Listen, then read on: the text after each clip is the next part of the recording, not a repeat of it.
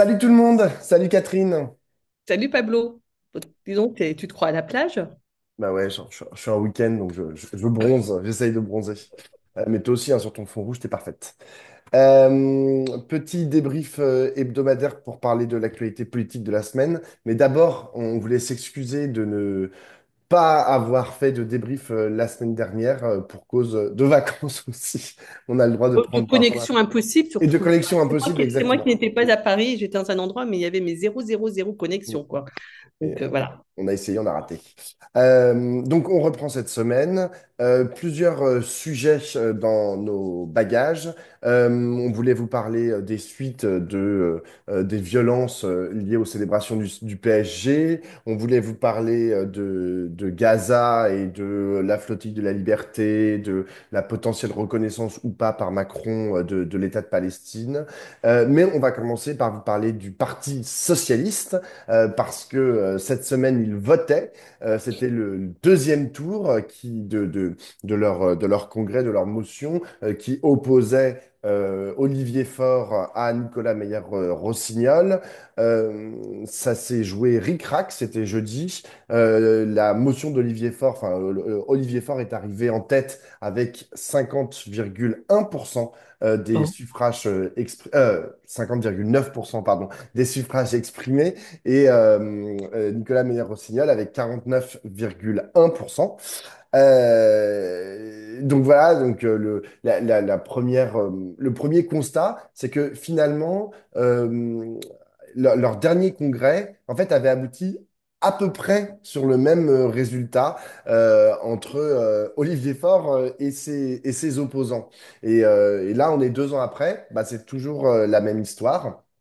On est toujours dans exactement les mêmes étiages qui ne sont pas susceptibles de renforcer Olivier Faure dans la direction qu'il a voulu faire prendre au parti. La direction qu'il a voulu faire prendre, c'est euh, ancrer le Parti socialiste dans la gauche, avoir une démarche unitaire et là, spécifiquement pour ce congrès, de dire que en 2027, il faut un candidat commun qui va, je cite, qui réunit une plateforme, je cite Olivier Faure, qui va de Ruffin à Glucksmann.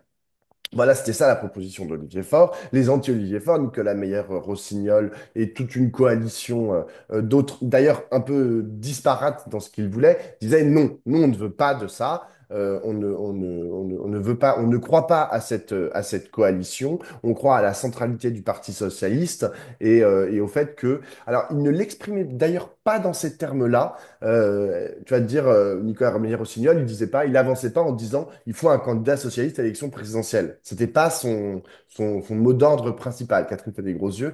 T'as Mais vu? Moi, c'est ça, j'ai compris. oui, parce que c'est ce qu'on comprenait. Mais ce qu'il disait, c'était juste, nous ne croyons pas à cette coalition. Concentrons-nous sur nous. Voilà. C'est pas tout à fait la même chose.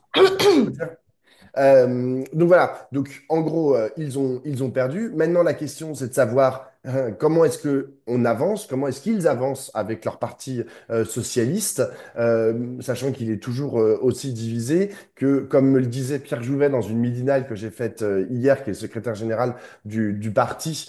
Il n'y a pas de centralisme démocratique hein, au Parti socialiste. Il y a des grands élus et Nicolas Meyer-Rossignol, qui est maire d'une grande ville, en est un. S'il a envie de raconter ce qu'il a envie de raconter, il a bien sûr tout à fait le droit, la latitude, la possibilité de le faire. Donc il va falloir trouver pour Olivier Faure les voies et moyens, comme je dis souvent, les mots pour rassembler sa famille et la mettre en ordre de marche pour faire remporter la gauche en 2027, parce que c'est vraiment ça l'objectif de Faure et des gens qui sont autour de lui. Oui. Hier, on a fait notre newsletter commune avec Politis sur les résultats du Parti socialiste, d'où la midinale que tu as faite avec Pierre Jouvet. Loïc Leclerc a fait un article que j'ai trouvé assez intéressant, euh, pas une midinale, une newsletter, dans laquelle il fait un peu le tour des grands partis socialistes au pouvoir en Amérique latine et en Europe. Et j'ai trouvé que son panorama était assez instructif parce que, en gros, il montre des partis socialistes qui sont partout en difficulté d'un double point de vue, en difficulté politique, c'est-à-dire qu'ils sont souvent très affaiblis sur le reculoir, quand bien même ils sont au pouvoir, comme par exemple en Espagne, dans lequel ça tient absolument à un cheveu, ou on peut dire Lula, dont le parti participe à l'international socialiste, qui n'a atteint le pouvoir et a battu Bolsonaro que par une très très large coalition qui va jusqu'au centre droit, quoi. Donc, il montre des socialistes, des sociodémocrates, souvent en coalition, mais même quand ils dirigent, ils sont très, très fragiles politiquement. Et deuxièmement, il montre aussi, euh, en fait, assez peu d'innovation, de réalisation de la part de ces socialistes au pouvoir. Les seuls qui échappent un petit peu à ce morne paysage, ce sont les socialistes espagnols qui sont en alliance avec Sumar. Donc Sumar, c'est des héritiers d'une partie de la gauche radicale initialement alliée avec Podemos. Ils ont rompu avec Podemos. Ils sont les héritiers, plus ou moins, des communistes espagnols. Et ils sont au pouvoir avec les socialistes, avec quelques avancées intéressantes, notamment en termes de réduction du temps de travail ou d'augmentation du salaire minimum en Espagne. Donc il y a des choses intéressantes, c'est pas non plus la fête absolue, hein, parce que sur le plan, qui est toujours rappelé, c'est qu'en Espagne, l'âge de départ à la retraite est très très très élevé. Je crois il approche ou il est à 68 ans, Ouais, ou il bah, va à 67. 68 ans. Donc on a en dehors de ce cas précis, on a des socialistes au pouvoir qui sont souvent alliés, par exemple, comme en Allemagne, avec la droite, ou alors une politique que nous ne reconnaîtrions pas comme de gauche en France, que ce soit les socialistes danois qui sont très souvent pris en exemple, notamment par des gens comme Manuel Valls, c'est-à-dire pour la politique très très anti-immigration qu'ils peuvent conduire, sous l'argument nous n'avons pas assez d'argent pour tout le monde, donc nous réservons la protection sociale aux Danois et les autres non. Et pour ce qui concerne l'Angleterre, le Parti travailliste anglais est dans une politique, est dans une course effrayante. Bon, la dernière grande idée en date pour rétablir les comptes publics, c'est de baisser les aides aux personnes handicapées. Donc, et c'est vraiment tous azimuts en Angleterre, cette politique très néolibérale et autoritaire et anti-immigration. Enfin bref, dire que c'est de gauche, c'est quand même, faut se tordre un peu l'esprit pour le trouver.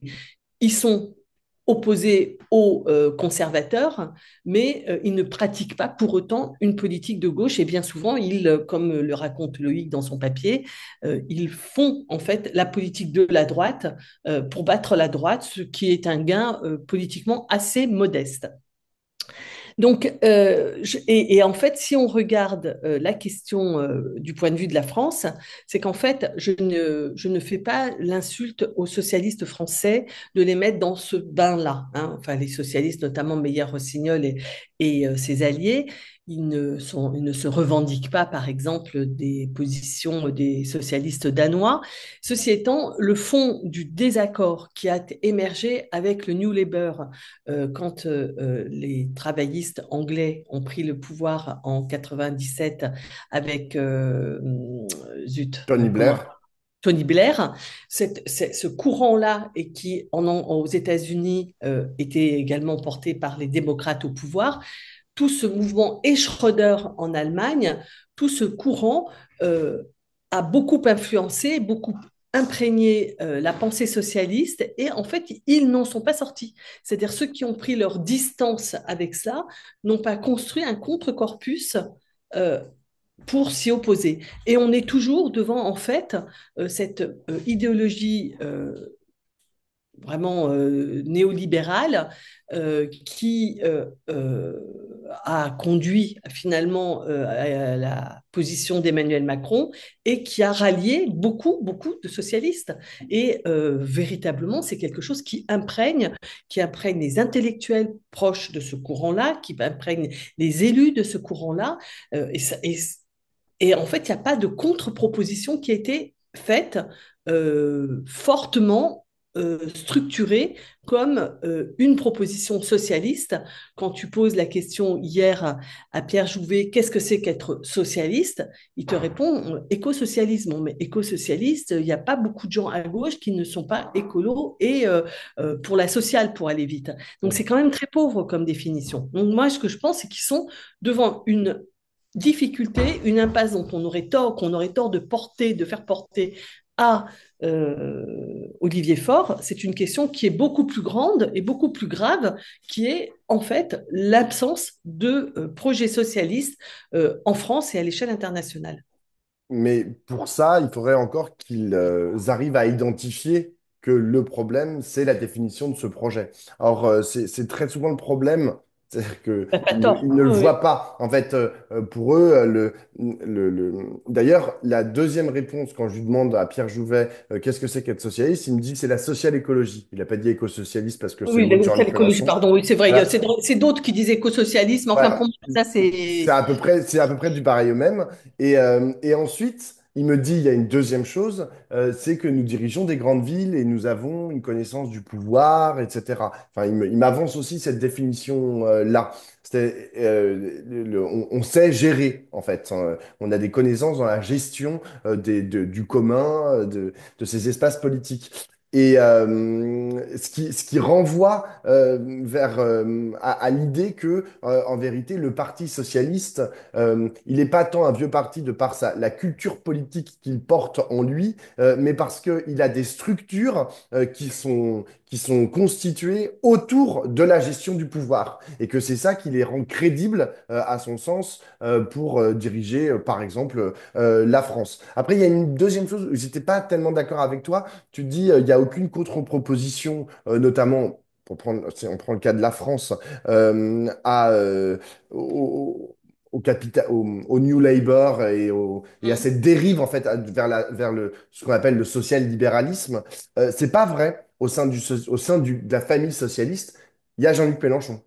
Jean-Luc Mélenchon, moi, je Hmm. le lis comme étant, c'est un socialiste qui, au moment où il y a eu Il ne travaille pas au Parti socialiste. Tu me reconnaîtras qu'il n'est pas au Parti il socialiste. n'est plus au Parti socialiste. Mais en vérité, il a emporté, d'ailleurs on le voit, il a récupéré toutes les voix du Parti socialiste aux élections présidentielles. Tous ceux qui se portaient sur la question, sur les socialistes, hop, c'est allé vers lui. L'ancienne porte-parole du Parti socialiste jusqu'en 2017 est aujourd'hui une députée France Insoumise, Mongolie. Ah oui, ah ben Mongolie, exactement. Oui, elle est même vice-présidente de l'Assemblée nationale. Et elle Exactement. était porte-parole du Parti socialiste il y a moins de Jusqu'en 2019. Ouais.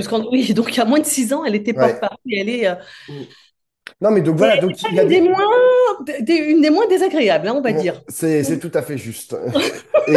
Et donc, non, mais ce que je veux dire, c'est qu'il y a cette proposition, pour moi, est une proposition sociale. La proposition de Jean-Luc Mélenchon est une proposition socialiste, tu vois, ni plus ni moins. Mm. Bon, d'ailleurs, il y a rien de. Tu parlais de la question de la novation tu vois, de dire. Il y a un problème en fait de mise à jour en fait du corpus idéologique de la gauche socialiste. C'est juste, partout dans le monde, elle peine en fait à se mettre à jour, à avancer, etc. La proposition de Jean-Luc Mélenchon, n'en déplaise à beaucoup de gens, à mon avis, qui vont regarder cette vidéo, mais enfin, elle n'est pas non plus fondamentalement nouvelle. Je veux dire, il y a beaucoup de choses et qui sont, à mon sens, très justes, mais qui ne sont pas, il y a pas d'idée, pour le coup, révolutionnaire par rapport à la façon dont on pense la gauche depuis, allez, une centaine d'années. Quoi, genre, c'est réduction du temps de travail, amélioration des conditions de travail, réflexion sur nos identités, lutte contre les discriminations. Bon, tout ça Nouvelle est répartition des richesses. nouvelle Nouvelle répartition des nouvelle répartition des richesses. richesses. Oui, ça, d'ailleurs qui est plus socialiste que communiste, si je puis me permettre. Oui, c'est ce que je Euh, te dis, oui, oui, ouais, c'est ça. En ce sens, je te donne raison. Tu as tu vois. raison que Donc, c'est un logiciel profondément socialiste au sens classique, ce que exactement. n'est plus le Parti socialiste d'aujourd'hui. Exactement. T'as raison, t'as raison. Bon, ok. Mais une fois qu'on a dit ça, il y a la question quand même stratégique, qui est la Tu es un question, filou. comment? Je dis, tu es un filou. Un peu.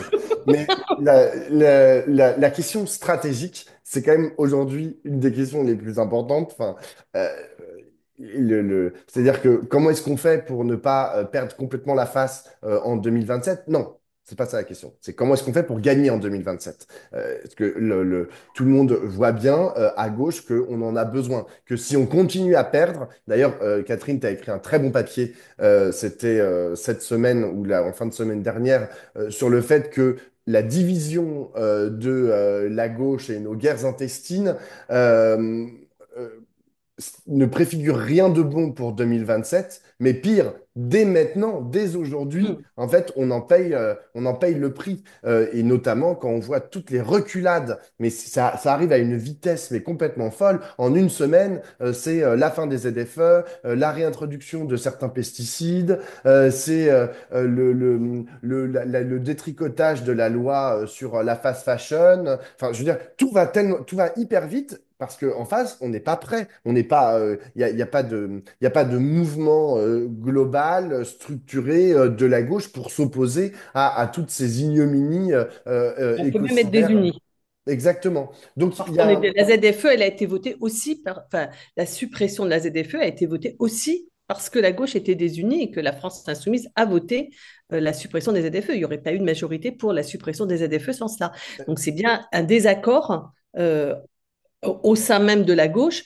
Et en l'occurrence, les questions qui étaient posées par la France insoumise n'étaient pas des questions sans raison. Mais il n'y a pas eu de réponse collective portée aux questions que posait la France insoumise, qui est est-ce que ce n'est pas une loi qui est discriminatoire pour les catégories populaires? Bon, on ne va pas ouvrir le débat sur les non. ZFE, mais en tout cas, ce qu'il y a de sûr, c'est que la division de la gauche n'a pas permis d'avoir une réponse commune, y compris en intégrant les points de vue dans leurs contradictions, en fait, au sens où ils portent un regard sur une réalité qui peut être contradictoire, mais qu'il faut savoir résoudre dans une politique. Et là, ils ont été infoutus de le faire. Et, Et on paye le prix, quoi. Hein. exactement. Et Bon. pour en revenir à Olivier Faure, le fait qu'il ait gagné est quand même une bonne nouvelle pour ben, l'unité de la gauche, parce que si Nicolas Meyer-Rossignol avait gagné, alors ça voulait dire que le Parti socialiste faisait chambre à part, bande à part, prenait une direction Mm. autonome en fait dans cette gauche. Là, le fait qu'Olivier Faure a gagné, il faut quand même le rappeler, ça veut dire qu'il va y avoir des discussions qui vont être entamées avec les écologistes, les communistes et Génération, l'après, etc., les autres petites forces de la gauche, en vue de faire une proposition commune pour 2027, de candidature commune. On verra les modalités. Pierre Jouvet, par exemple, hier, ne voulait pas dire le mot de primaire. Il dit, on ne sait pas encore comment ça va être, mais en tout cas, ils sont ouverts à cette discussion, ce qui est à mon sens positif. Discussion, vous avez bien noté que je n'ai pas inclus les insoumis, parce que Olivier Faure, Pierre Jouvet, etc., ont des mots très durs hein, vis-à-vis des insoumis, moins durs que ceux de Nicolas Meyer-Rossignol, qui carrément voilà, acte genre, dès le départ qu'il faut qu'il soit en dehors de la coalition. Mais enfin, Pierre Jouvet, hier dans la midinale, excusez-moi de tout refaire de la redire, mais il disait bah, on peut rien faire avec eux. Enfin, je veux dire, ils passent leur temps à nous insulter. Donc, genre, on va pas commencer à dire ouais, c'est super, on va peut-être inclure les insoumis. Non, non, non. Genre, et avec l'argument, il y a un argument en ce moment que tout le monde reprend dans la gauche qui n'est pas la gauche insoumise, c'est de dire Jean-Luc Mélenchon est le pire candidat au deuxième tour face à l'extrême droite.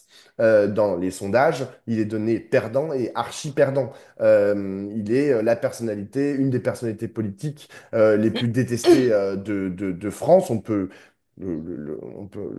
dire, ah bon, bah, c'est terrible, etc. C'est à cause des médias, tout ce que vous voulez. Mais bon, aujourd'hui, les sondages après sondages, c'est assez manifeste. Et donc, comme il est le candidat le pire pour le deuxième tour, la proposition de Pierre Jouvet, des socialistes et globalement de toute la gauche non mélenchoniste, c'est de dire, bon, bah, on va faire une autre proposition, et c'est parce qu'elle est meilleure que celle de Jean-Luc Mélenchon au second tour face à l'extrême droite, elle est plus valable, et donc il faut s'y précipiter dès le premier tour. Voilà. Moi, je voudrais revenir, Mais dire un d'accord, mot sur vas-y. l'argument de Meyer-Rossignol, et qui est également l'argument de Glucksmann, et que je trouve un argument solide. C'est-à-dire de dire, on ne va pas faire une primaire entre des gens qui ne sont pas d'accord. C'est-à-dire que donc, eux, ils conçoivent la primaire à l'intérieur des partis, c'est-à-dire dans lequel il y a un corpus suffisamment solide et une confiance, un esprit de camaraderie qui permettrait de faire ce type de proposition. Bon, on voit qu'en 2017, ça n'avait pas vraiment très bien fonctionné entre Manuel Valls et Benoît Hamon. Mais bon, passons. Je trouve que cet argument est vrai parce que si tu fais en dehors du parti, il faut quand même comprendre et prendre la mesure du niveau de désaccord qu'il y a entre toutes les composantes de la gauche. Moi, je me refuse à mettre la France insoumise en dehors de ce périmètre qui doit définir un candidat commun, parce que je crois que il est absurde de penser pouvoir faire sans les insoumis. Donc, je pense qu'il faut continuer de le dire, de l'exiger, de le porter, et puis on verra ce qui se passe. Mais pour l'instant, il n'y a pas de raison d'accepter que les insoumis ne fassent pas partie de cette consultation. Et moi, je plaide, et je le redis, je l'ai écrit dans la newsletter, mais je le redis aussi. Et j'ai trouvé très intéressante la tribune dans Le Monde, si vous l'avez vu, de Rémi Lefebvre cette semaine, qui va un peu dans le même sens, c'est-à-dire de dire il faut au fond, se mettre d'accord sur un certain nombre de mesures de rupture avec la Macronie. C'est évident que si c'est une primaire de gauche, ça ne peut pas être dans la continuité de la Macronie, donc d'accord. Mais ensuite, il faut assumer qu'il y a des différences et que ce soit donc des propositions différentes qui se présentent devant l'ensemble des électeurs de la gauche. Et ça, c'est une manière d'abord de permettre que tout le monde s'y retrouve, c'est-à-dire que si on commence par aplanir toutes les différences, l'insincérité que dénonce Glucksmann me paraît une faiblesse très forte. Et par ailleurs, je crois que c'est une manière de reconnaître la vérité de la gauche structurellement. Mm. Il y a des écologistes, il y a des socialistes, il y a des communistes. On va dire aujourd'hui qu'il y a des hautinistes, des ruffinistes. Enfin, ils abordent évidemment des insoumis, ils abordent les questions politiques, chacun avec une culture et un prisme et un angle qui leur est propre, et que c'est à eux de l'expliquer, de le convaincre. Et un candidat, on peut imaginer qu'un candidat qui serait très médiocrement de gauche, à mon avis, ne remporterait pas les succès dans une telle consultation, parce que je crois que la gauche, les électeurs de gauche veulent une autre politique qui ne soit pas dans cette continuité macroniste, encore une fois, et qui soit capable d'apporter des réponses aux questions qu'on identifie d'aujourd'hui.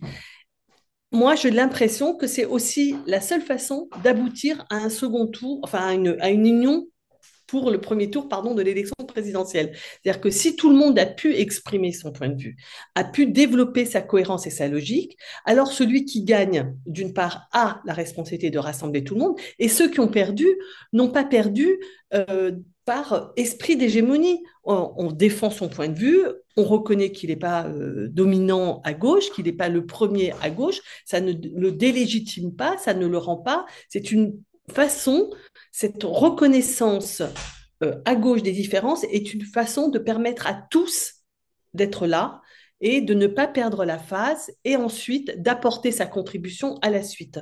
Je ne sais pas, je veux insulter personne, mais je ne pense pas, par exemple, que les communistes soient aujourd'hui en position d'être ceux qui rassemblent l'ensemble de la gauche autour de leur point de vue.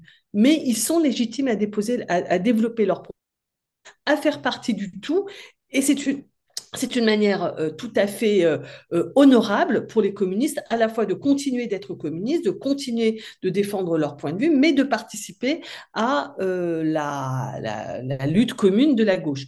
Et puis bon, ben, tout dernier point, c'est qu'évidemment, ça suppose d'admettre que nous avons suffisamment de choses en commun pour pouvoir gouverner ensemble. Parce que celui qui ne croit pas que nous avons suffisamment de choses en commun pour pouvoir gouverner ensemble, mais il ne faut même pas qu'il y aille, parce qu'il n'y a aucune chance qu'une seule famille de la gauche emporte le morceau Oui. à l'échelle de la nation. Enfin, je veux dire, tout Jean-Luc Mélenchon qu'il soit, il ne rassemblera pas tout seul l'ensemble sur son projet insoumis, la majorité des Français. Donc il faut bien qu'il y ait quelque chose qui soit porté par un courant plus large que le courant insoumis et qui s'appelle la gauche, et que dans cette gauche, il intègre différentes sensibilités et manières de... Voilà. Donc moi, je maintiens qu'il faut entendre l'objection de Meyer-Rossignol et de Glucksmann et y répondre sur le fond. C'est-à-dire, sur le fond, c'est leur donner raison sur leur exigence d'assumer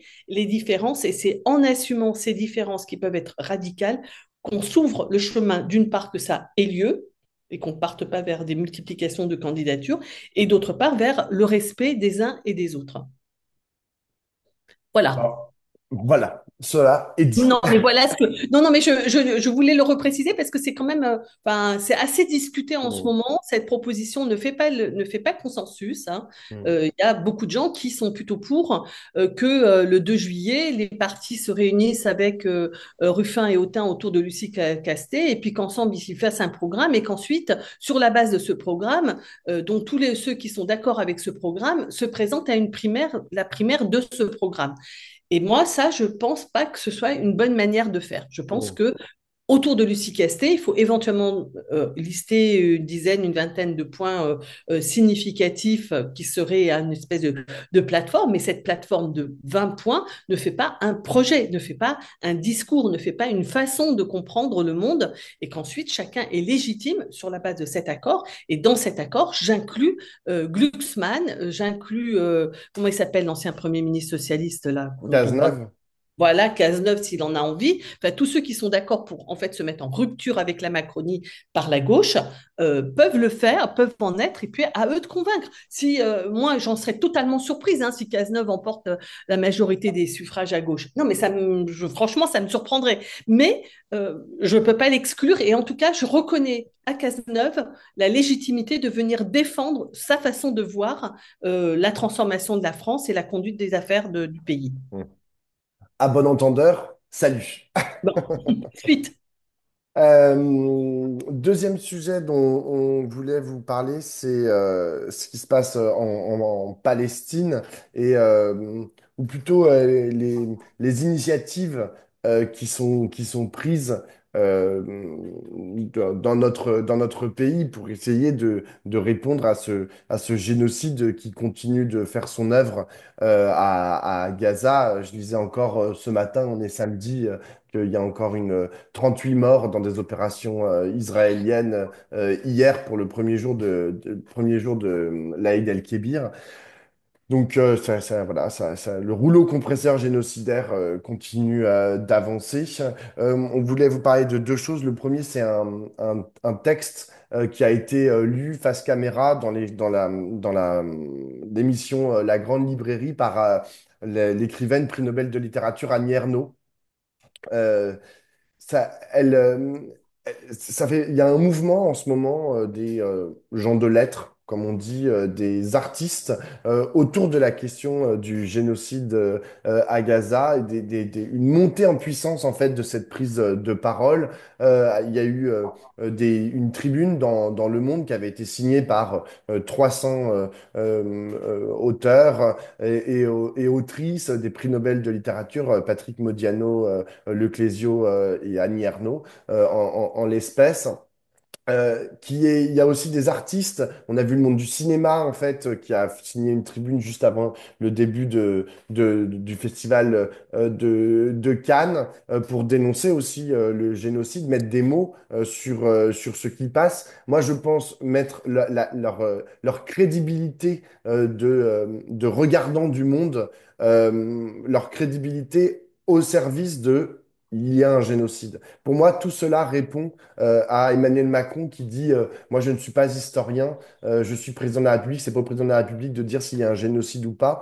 Et les auteurs les prix Nobel de littérature, ils lui disent si, si, on peut le dire, nous ne sommes pas historiens, nous regardons le monde comme vous qui êtes président de la République et nous le disons, il y a un génocide qui est en cours à Gaza. C'est comme ça que je le vois. Ils essayent de le forcer de par leur crédibilité artistique, hein, qui est largement reconnue, à dire il y a un génocide qui est en cours et il faut agir le plus vite possible. Euh, Peut-être, vas-y, Catherine, si tu as quelque chose à dire sur Annie Ernaux après. Oui, oui, je pense que l'intervention d'Annie Ernaux il y a cette dimension, comme tu dis, elle affirme le terme de génocide. Bon, moi j'ai déjà dit que je pensais que la réserve d'Emmanuel Macron, en tout cas c'est ça que je veux croire, c'est qu'elle est aussi liée au rôle qu'il veut jouer à l'échelle internationale et de pouvoir continuer de peser auprès de gens qui n'emploient pas ce terme, et de pouvoir continuer d'être en relation et que j'en fais pas une bagarre absolue que le président de la République emploie ce terme. Voilà. Bon, pour moi, je trouve que ce qui compte beaucoup plus, c'est ce qu'il va faire, et on pourra en dire deux mots ensuite, et notamment la conférence internationale qui se prépare pour la mi-juin à New York avec l'Arabie Saoudite et présidée par la France et l'Arabie Saoudite. Donc ça me paraît beaucoup plus important que le simple question de l'usage. Par contre, ce que je pense, c'est que ce que tu viens de dire sur la question du génocide, ça devient une question communément admise. C'est-à-dire que même si Emmanuel Macron ne l'emploie pas, c'est une question reconnue, connue. Enfin, je veux dire, ça a passé dans l'opinion publique, ça a vraiment franchi un pas. Moi, j'ai vraiment estimé beaucoup, beaucoup les mots de Annie Ernaux. Parce que non seulement donc, elle porte sur la qualification de génocide, mais elle développe. Et elle développe notamment comme, en tant qu'artiste et en tant qu'intellectuelle, sur ce qui est en train de se passer, c'est-à-dire qu'elle, au-delà de la mort des civils palestiniens, elle insiste sur la destruction non seulement d'une culture, mais d'un passé, d'une histoire. C'est qu'elle parle vraiment au sens profond de ce qu'est un génocide, c'est-à-dire c'est pas simplement la destruction d'un peuple physique, mais aussi d'une culture et de sa possibilité de se reconstituer et de repartir.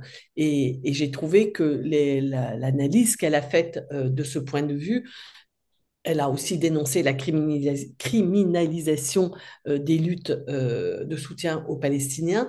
Elle a fait une analyse intellectuelle et politique extrêmement fine, précise. Ça dure 3 minutes, mais ça envoie du lourd, quoi. Vraiment, je vous recommande de regarder cette vidéo qui se voit sur le site de France TV, et je pense qu'elle est aussi sur notre site. En tout cas, nous, on l'avait repéré dans la newsletter, on avait mis le lien de cette vidéo.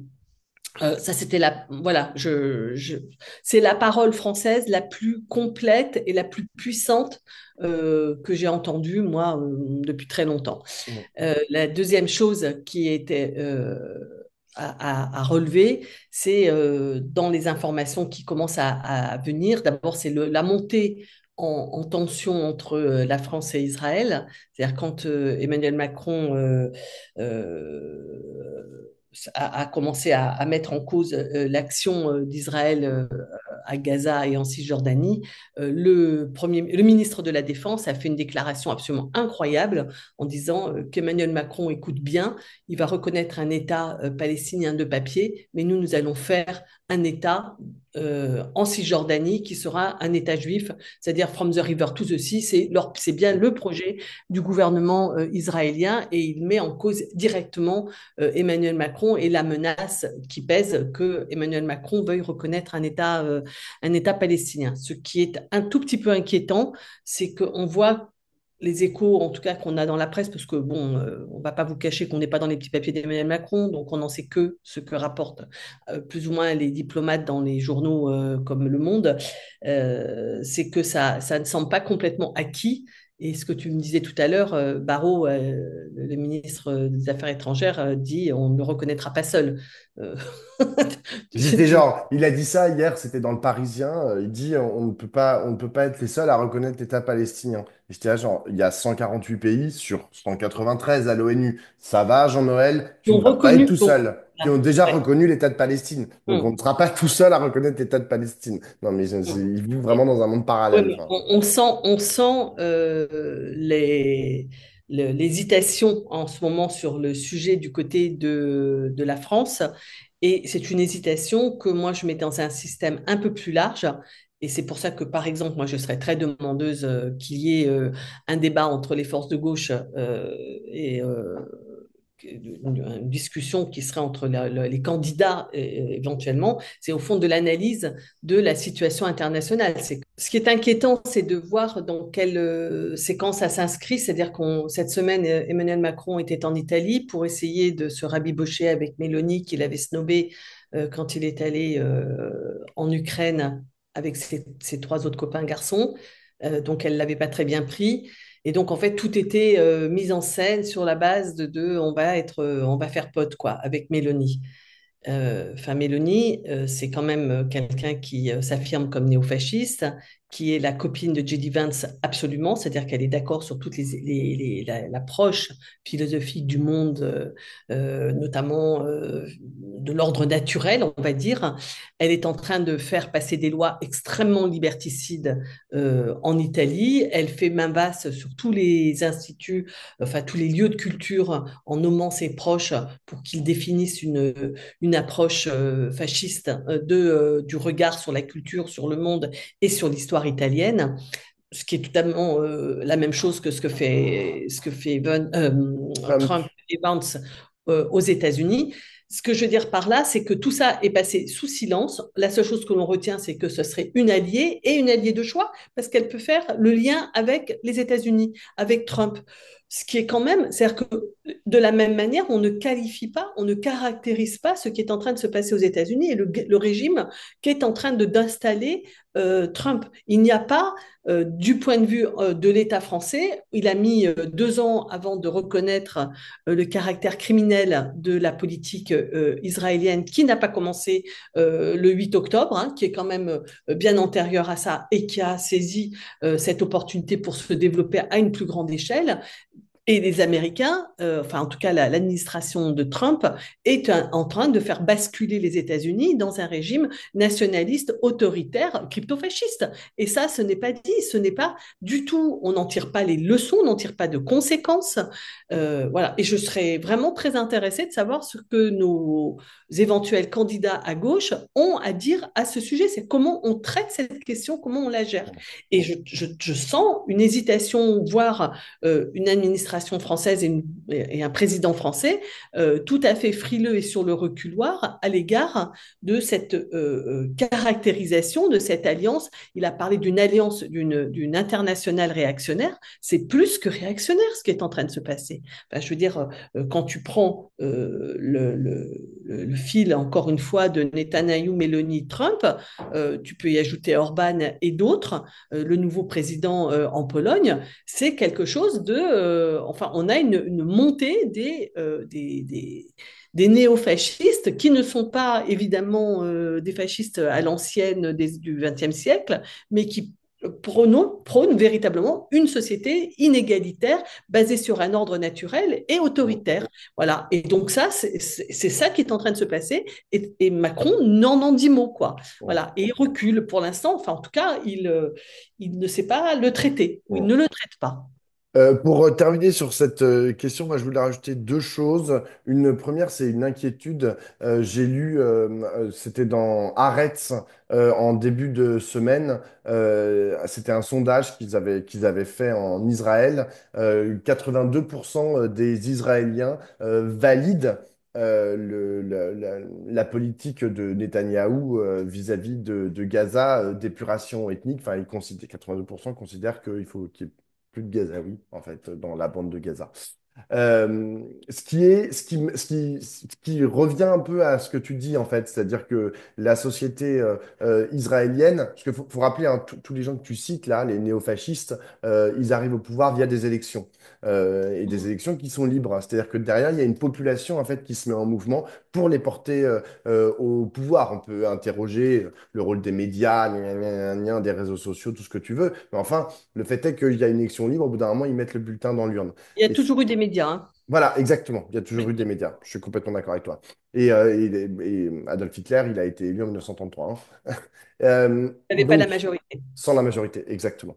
Ce que je veux Il dire, n'a c'est jamais eu que, il n'a jamais eu la majorité puisqu'il n'y a plus d'élection après. exactement. Il faut le rappeler, hein. Parce que ça, c'est bien. Les néofascistes, souvent, au début, il y a des urnes, et puis au bout d'un moment, ils disent oui, ça ne sert plus à rien de voter, enfin, si on restait au pouvoir. Donc, ce qui se passe en Israël m'a interrogé à plus d'un titre. D'abord, elle rappelle que le terrorisme du 7 octobre dernier, dont les Israéliens ont été les victimes, en fait, a porté ses fruits. C'est-à-dire que, genre, ils ont réussi, en fait, à cliver totalement la population israélienne, à en faire, enfin, à 82%, hein, à en faire une population qui, globalement, semble limite appelée au génocide. Donc, Mm. donc ça a fait son œuvre, en fait, le 7 octobre 2023, à mon sens, hélas. La deuxième chose dont je voulais parler, c'était de l'initiative qui a été prise par Greta Thunberg, donc la militante écologiste, la députée européenne France Insoumise Rima Hassan et une dizaine d'autres qui sont montés sur un bateau, la flottille pour la liberté en Sicile et qui vont normalement arriver à proximité des côtes de Gaza à la mi-juin. Avec du matériel humanitaire. Alors c'est symbolique, hein. Le but est de montrer que ben, en fait, le matériel humanitaire ne peut pas rentrer, elles veulent mettre la focale sur leur action parce qu'elles sont elles-mêmes des médias très puissants. Elles ont des millions d'abonnés à elles deux, mais il y en a d'autres, hein, sur les réseaux sociaux.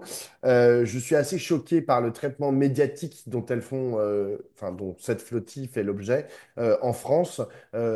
Beaucoup de gens se foutent de leur gueule à la télé, à la radio, dans les médias, dans la presse traditionnelle, en disant ouais, la croisière s'amuse, je sais pas quoi. Enfin, négligeant totalement le fait que les personnes sont sur ce bateau, Rima Hassan et les autres, quand même risquent leur vie, hein.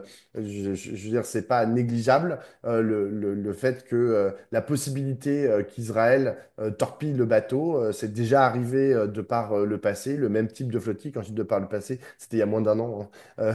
Ils ont torpillé un bateau, c'est Dominique Vidal qui me le rappelait dans la midinale que j'ai faite avec lui lundi. Ils ont torpillé un bateau et les gens qui étaient à bord, ben, les 9 personnes sont décédées, quoi. Donc, bon, c'est l'enjeu de dire, voilà, nous venons apporter du matériel humanitaire à Gaza, on nous en empêche, on va nous torpiller, à mon avis, est très important. Elle demande du soutien, de partager sur les réseaux sociaux leur initiative pour essayer de les protéger. Plus il y a de gens qui seront au courant que cette flottille existe, plus elles seront, voilà, elles pensent qu'elles seront c'est plus safe, quoi, que Israël osera peut-être moins balancer une bombe depuis un drone sur leur bateau. Voilà. Après, c'est un geste qui peut paraître romantique. Pour moi, qui apparaît beaucoup désespéré et qui montre la- le désespoir en fait auquel on fait tous face quant à la situation là-bas. On se dit mais quoi faire? Pourquoi est-ce que nos gouvernements, en l'occurrence le français et l'Union européenne, ne font pas plus pour arrêter ce génocide? Et je vois que cette initiative, elle participe en fait de ça. Elle s'inscrit dans cette histoire-là, mais j'espère vraiment, je touche du bois, qu'il ne leur arrivera rien. Moi, mais bon, je sais pas. Mm. C'est un Mm. peu plus. Moi, Voilà. je voulais juste une toute petite information qui m'a bien intéressée, c'est que la justice française a émis un mandat contre des franco-palestiniens, n'importe quoi, franco-israéliens, qui ont participé à des actes pour bloquer des passages de convois humanitaires en direction de Gaza, et au titre de complicité de génocide. Mm. C'est-à-dire que la justice française attaque des ressortissants français pour complicité de génocide. Donc, le terme est reconnu par la justice française et ça me semble faire partie des éléments dans la lutte internationale pour la dénonciation de ce génocide qui est quand même le premier génocide qui se fait en mondiovision, quoi. Tout le monde est au courant, les Israéliens et le reste du monde, tout le monde sait ce qui est en train de se passer euh, à à Gaza. Gaza et en Cisjordanie dans la foulée. Dernier sujet qu'on voulait aborder, c'est très vite, On fait vite, ouais. c'est la question du PSG. Et, enfin, ce qui s'est passé samedi soir, les violences suite à la victoire du PSG en Ligue des Champions, et derrière la surenchère complètement dingue de notre gouvernement et globalement de la droite et de l'extrême droite française, en disant il faut plus de peines, plus durcir les peines et les juger encore plus rapidement, les comparutions immédiates, les jugements qui ont été donnés, genre prononcés, ne sont pas suffisants. Vous vous rendez compte, juste quelques mois avec sursis et une petite amende et des heures de travaux d'intérêt généraux, c'est pas assez. Moi, j'aimerais d'abord juste dire une chose, c'est que je suis allé chercher sur Internet de savoir s'il y avait un rapport entre l'augmentation des peines et le taux de criminalité, c'est-à-dire si ça avait un effet dissuasif. Alors, il y a à peu près tout qui est dit et dans la littérature scientifique, hein, je ne parle pas sur les réseaux sociaux, hein. Dans la littérature scientifique, c'est assez contrasté. Les chercheurs qui ont cherché, qui ont voilà, réfléchi sur le sujet, en gros, vous avez ceux qui disent, bah, regardez, quand on a aboli la peine de mort, qui était vraiment la peine maximale, on ne peut pas faire pire, il n'y a pas eu une explosion de la criminalité en France. Donc ça pourrait dire, bon, bah voilà, il n'y a pas vraiment de lien. Il y en a d'autres qui disent, bah, oui, mais regardez, en France, je prends que le cas de la France, lorsque vous avez augmenté les amendes, voire les peines de prison, etc., sur l'autoroute, quand vous avez des dépassements de limite de vitesse maximale, eh ben, ça a fait diminuer le nombre la vitesse des gens, quoi. Ça a eu un impact, en fait, ça a eu un effet dissuasif. Euh, mais globalement, à l'échelle internationale, on voit qu'il y a des pays qui sont ultra criminogènes et pour autant qui ont des peines qui sont parfois très importantes. Le Venezuela, par exemple, c'est un très bon cas. Ils ont des peines qui sont vraiment très, très, très, très dures, très, très importantes et un taux de criminalité qui est très, très important parmi un des plus hauts de la planète. Donc, voilà, les liens sont assez complexes et dire ça va avoir un effet dissuasif ou pas un effet dissuasif. Voilà, quand j'entends Geoffroy de la Gannerie qui dit ça n'a pas d'effet dissuasif, c'est n'importe quoi, hein, ou d'un autre côté, Gérald Darmanin qui dit vous allez voir, on augmente les peines et puis ça va avoir un effet dissuasif, je pense que ni l'un ni l'autre n'est tout à fait dans le juste, même si je trouve que la proposition de Geoffroy de la Gannerie d'abolitionnisme pénal est très intéressante intellectuellement. Moi, je n'ai pas le point de vue de Geoffroy Laganerie sur l'abolitionnisme pénal, mais même si ça m'intéresse que ça soit porté et discuté, en tout état de cause, ce que je crois, c'est qu'une société qui est violente dans sa gestion des conflits ne génère que de la violence. Et dans la gestion des conflits, je mets toute la hiérarchie. Il y a eu un grand papier dans le monde sur la manière que la police a eu de traiter des jeunes lycéens qui se mobilisaient en faveur de Gaza l'année dernière au lycée Hélène Boucher, qui est tout à fait édifiante sur le rapport extrêmement violent de la gestion, enfin que la doctrine de gestion des conflits qui prévaut dans la justice, dans la police, et que ce soit au long cours, au fil de l'eau, par exemple cet exemple de cette occupation du lycée Hélène Boucher, ou que ce soit des manifestations sociales, ou que ce soit les fêtes à l'issue d'un succès footballistique.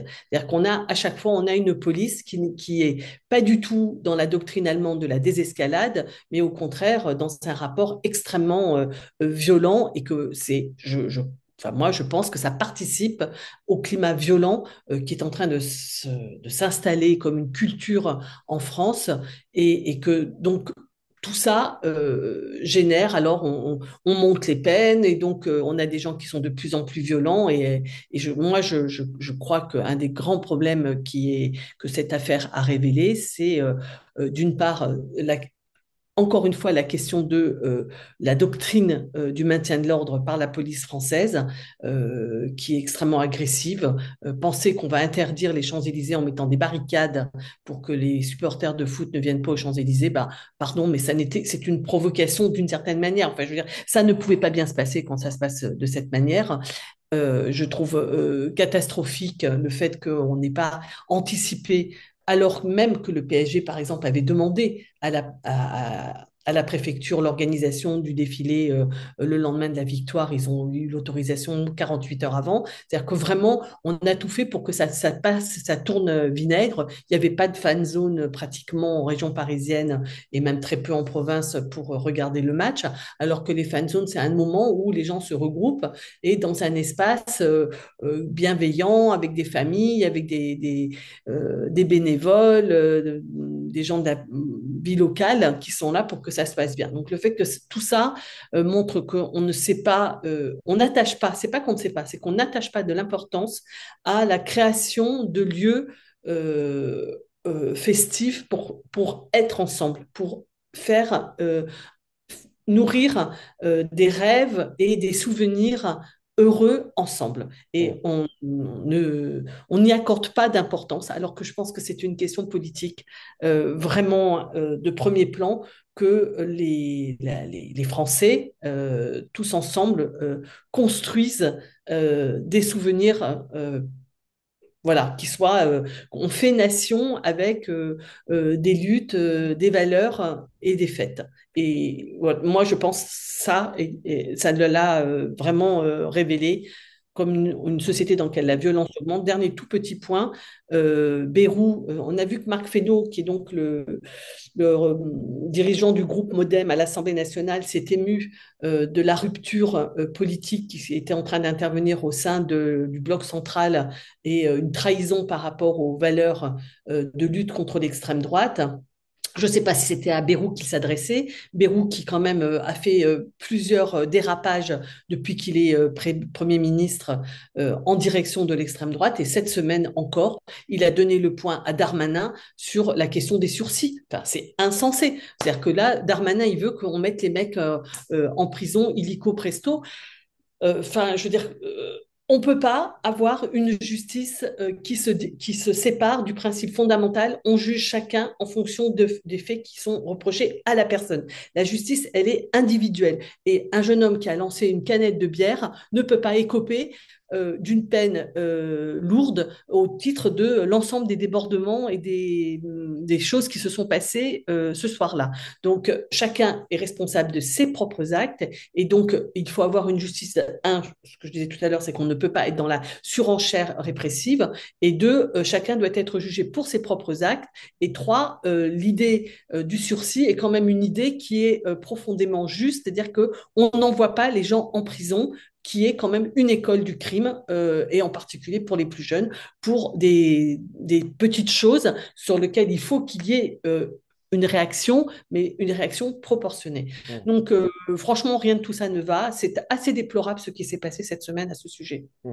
Et d'ailleurs, on voit, il y a toute une partie, moi je pense que ça va dessiner deux droites, entre guillemets, parce que tu as toute une partie de la droite, en fait, qui est en train de suivre, d'ailleurs, je pense une majorité de la droite qui est en train de suivre comme ça l'extrême droite et complètement liberticide, en dehors de toute pensée sur notre droit et l'histoire de notre droit, etc.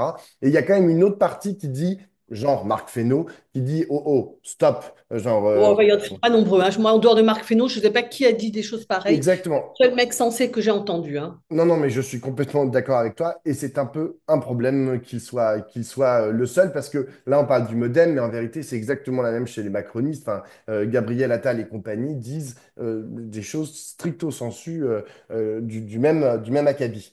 Mm. Et Voilà. moi, en ce moment, la pièce de théâtre qui me hante, c'est Rhinocéros.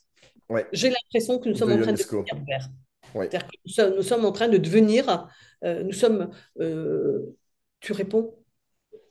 Dans quel style? Euh, nous sommes en train de devenir, Mm, enfin de glisser mm. euh, comme ça. Ouais, petit à petit, on glisse Ouais, ouais. vers exactement vers le Mais le néofascisme. nous, c'est pas un abstrait, Mais je quoi, suis hein. complètement d'accord. Moi, c'est Ça se comme fait à travers des. Ça se fait à travers des responsables Ouais. politiques, des responsables des médias, Mais oui, mais l'acceptation. dans les médias, lorsque on me dit que Bruno Retailleau a des mots forts, et c'est ce que disent globalement tout le plateau, moi je suis là, non, non, il n'a pas des mots forts, faut appeler un chat, ce sont des mots racistes. Et genre, tout le monde me regarde en disant, Ouah! Genre, il a dit ça, bah, je suis désolé, genre, le fait d'édulcorer sans arrêt la réalité du racisme, de la xénophobie, du néofascisme, en fait, des propositions qui sont faites, y compris par le gouvernement et par la majorité actuelle. Bon, bah, ça fait partie effectivement de cette transformation en rhinocéros dont parlait Ionesco. Sur Bon, ce, à la semaine prochaine. Ciao, à la ciao. semaine prochaine. Ciao, ciao.